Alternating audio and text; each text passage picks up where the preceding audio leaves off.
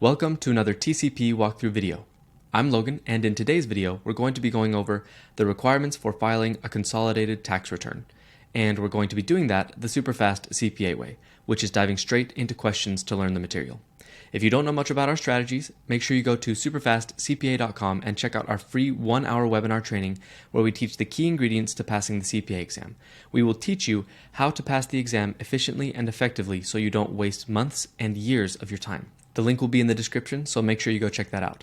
Also, just letting you know, we will only be going over 5 questions in this video, whereas Superfast CPA members will have access to the full 10-question video when we post it in the members forum. So, if you like this, you can get more of it by becoming a Superfast CPA member.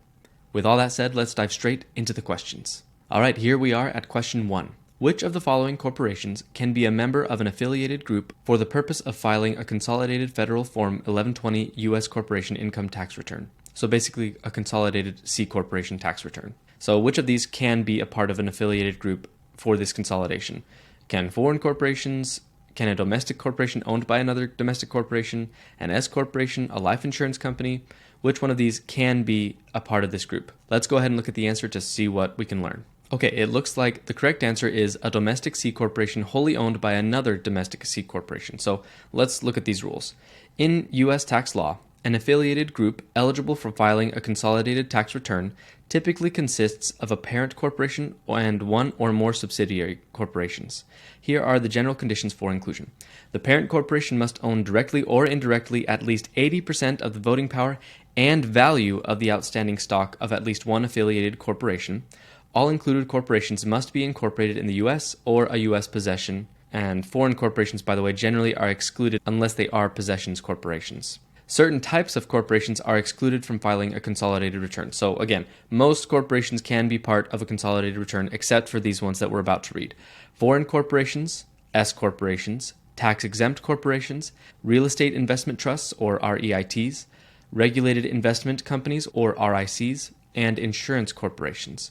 So again, most corporations can be a part of this consolidation, but not these ones, not the ones we just listed. And we're going to learn more about the 80% rules and everything in the future questions. So this is the basic idea. Let's go to the next questions.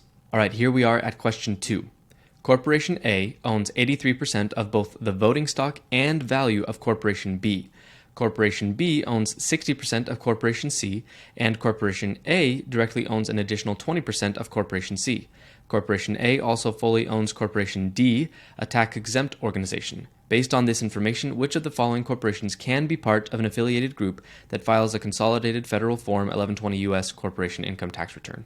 Okay, so which of these can be a part of it? First off, we already know, I'm just going to say it right now, from the first question, we know Corporation D, if you remember what we just read, cannot be, because they're a tax-exempt organization. So even though Corporation A fully owns them, they can't be part of this. So that narrows it down a little bit.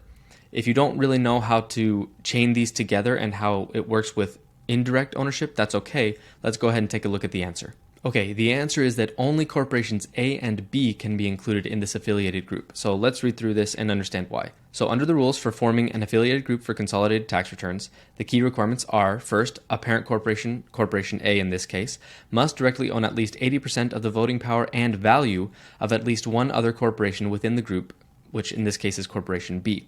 And just remember that you may see a question about this where it's at least 80% of the voting power and at least 80% of the value of the corporation. So those are two separate things. You have to have 80% of both of them to have control in this case. Other corporations in the group, like Corporation C, can be included based on a combination of direct and indirect ownership, provided that the total of such ownership by group members equals at least 80% of both the total voting power and total value of the corporation stock. Again, there is that rule there. So let's look at this. Here's the analysis. First of all, Corporation A directly owns 83% of Corporation B, qualifying B as part of the affiliated group, so that one's pretty easy. Now, when we come to Corporation C, we have to do some calculations. The calculation involves direct and indirect ownership. Corporation A does directly own 20% of C, and it indirectly owns 49.8% of it through Corporation B. Now, remember, this is going to be important for the exam when you see something like this. Corporation B's ownership, which is 60%, is not what you use directly. You have to consider this as all flowing from Corporation A. It's kind of like a chain effect. So we multiply the ownership that B has in C by the ownership that A has in B. So that gives us 83% multiplied by 60%. That gives us 49.8% of ownership. Or essentially, A has indirect ownership of C through B of 49.8%. So we add those together, 20% plus 49.8%, and that only gives us 69.8%. So technically, A does not own C indirectly and directly combined 80% or more. So C actually is not included, even though at first glance it might have looked like that was the case. So just remember, this is all kind of flowing from the parent or the big corporation, and it can be like a chain. And as long as the direct and indirect ownership of each corporation flows back to be 80% or more, then it can be a part of the affiliated group. But if not, then it can't be a part of the group. So this could be a little bit confusing sometimes, but just remember, this is how it works. And then again, like we said this before, Corporation D cannot be included because it's a tax-exempt organization. Okay, let's go to the next question. Okay, here we are at question 3. An affiliated group consists of Corporation X, Corporation Y, and Corporation Z. Corporation X, the parent company, has a profitable year with substantial taxable income. Corporation Y, however, has experienced significant operating losses due to unexpected market conditions, and Corporation Z broke even with no taxable income or loss. Which of the following statements best describes how operating losses can be used in the context of a consolidated tax return for the group? So how do these losses affect each other? Can you use them between different companies? Can you only use it for the parent? Or how does this work?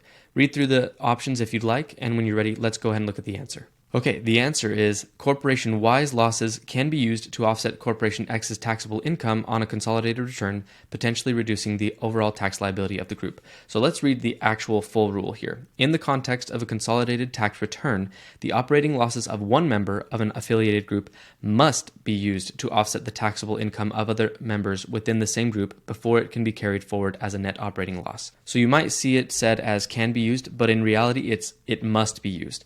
They have to use those operating losses to offset income otherwise, because carrying forward a net operating loss can be used as a strategy if they didn't have to use it, because then they could continually push all losses onto that subsidiary, that affiliated group, and continually carry them until they need them in a different year, whereas this rule requires that they use it if they can, like if there's operating income to be used against, so that only after doing that, it can then be carried forward as a net operating loss to kind of, again, get rid of that ability to kind of save up those losses for a year that it needs it. And again, it says it right here. This ability to share losses and income across the group can lead to a lower combined tax liability, making it a significant advantage of filing a consolidated tax return. So it's a good thing, but it also disallows a strategy of saving up net operating losses just so you can use them in a year that you really need it. So there's a good and bad to it. But yeah, that's the idea. Operating losses from one member of the affiliated group have to be used against other operating income in the group. And once it's used up, if there's still any net operating loss left, then it can be carried forward to future years. Okay, let's go to the next question. Okay, here is question 4. Corporation M and Corporation N are both members of an affiliated group and file a consolidated tax return. Corporation M pays a substantial dividend to Corporation N during the fiscal year. How are these dividends treated on the consolidated tax return? This is something you've probably heard of in your schooling and things like that, so you might have an idea for this one. If you do, that's great. Try to get the answer. And if not, let's go ahead and look at the answer together. Okay, the answer is B. Dividends between members of the same affiliated group are eliminated in the consolidation process and do not affect the consolidated taxable income. Okay, let's read a bit more about this and some other adjustments. In consolidated tax returns, dividends paid between corporations within the same affiliated group are eliminated. Basically, by the way, that means they're not taxable. This treatment is part of the elimination entries process, which prevents the double counting of income within the group. Here's some other key adjustments that you would probably need to know as well besides just dividends. When it comes to intercompany sales and expenses, transactions between group members, such as sales of goods or services, are also eliminated. This ensures that only external transactions, those with entities outside of the affiliated group, impact the consolidated taxable income. When it comes to intercompany payables and receivables, any outstanding balances between companies in the affiliated group are eliminated. This adjustment reflects that these balances are internal and should not impact the consolidated financial statements. And then finally, what about the taxes? Attributes such as net operating losses or tax credits can be shared among the group members, and remember, for net operating losses, they have to be shared, allowing for an optimal tax position. Losses from one member can offset profits from another, and credits can be utilized where most beneficial within the group. So those are some of the rules for how you adjust, and in the next video that I make, I'm going to be going over some of this, like how to do the calculation side. This is more of a remembering and understanding topic that we're looking at right now. But these are some of the things that are adjusted when you consolidate corporation tax returns. Let's go to the next question. Okay, here is question 5. An affiliated group is considering filing a consolidated tax return for the first time. Which of the following statements is true regarding the initial filing of consolidated returns for an affiliated group? So, can the parent corporation do it without anybody else's consent? Does each member have to consent? Can they opt out at any point if they want? And does the IRS automatically enroll them? Lots of great questions here. If you don't know the answers, that's okay. Let's go ahead and look at the answer. Okay, the answer is that each member of the affiliated group must consent to file the consolidated return initially, and this consent is binding for all subsequent years unless the IRS consents to a change. So again, these are the rules for the initial filing and from then on, so let's read how this works. When an affiliated group decides to file a consolidated tax return for the first time, there are specific rules they must follow. First, there's the consent.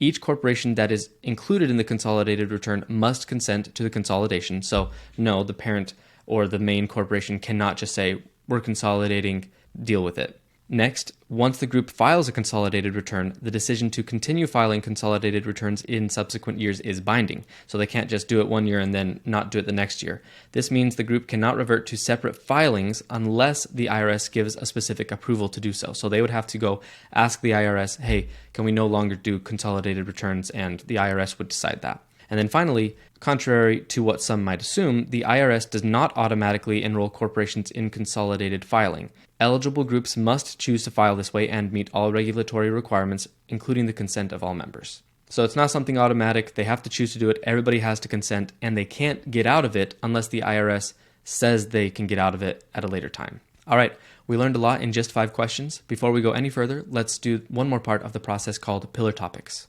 Now, the idea behind pillar topics is as you're going through the questions to learn the material, you will notice the topics and the things that keep popping up. You know, this equation, I've seen it 4 times. This definition, I've seen it 3 times. Different things like that that keep popping up in your review course that you know are important. You write them down as pillar topics so that you have them for later so you can know them for the exam. Let's go ahead and look at the pillar topics for this video. All right, here are the pillar topics. First off, corporations that are eligible to file consolidated returns include those where a parent corporation owns at least 80% of the voting power and value of the stock of its subsidiaries.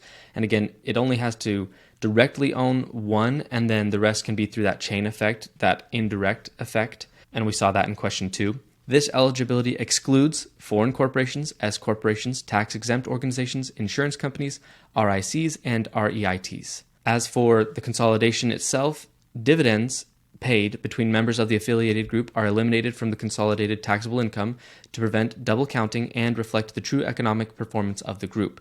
And there are some other adjustments that do happen. And again, we'll talk about that more in depth in the next video where we do some more calculations to figure out the consolidated amounts on a tax return. As for operating losses incurred by one member of an affiliated group, they must offset the taxable income of other members within the same group, allowing for a reduction in the overall tax liability of the group. And finally, for an affiliated group to begin filing a consolidated return, all member corporations must consent to the consolidation, and this decision is binding for subsequent years unless the IRS grants approval for a change. So they can't just do it one year, not do it the next year. The IRS has to approve it if they want to get out of it. And with that, those are the pillar topics for this video. I hope you learned a lot. Before you go, make sure you check out our free 1-hour webinar training on SuperfastCPA.com. Again, we will teach you how to study. We will teach you the strategies to passing the CPA exams without wasting months and even years of your time.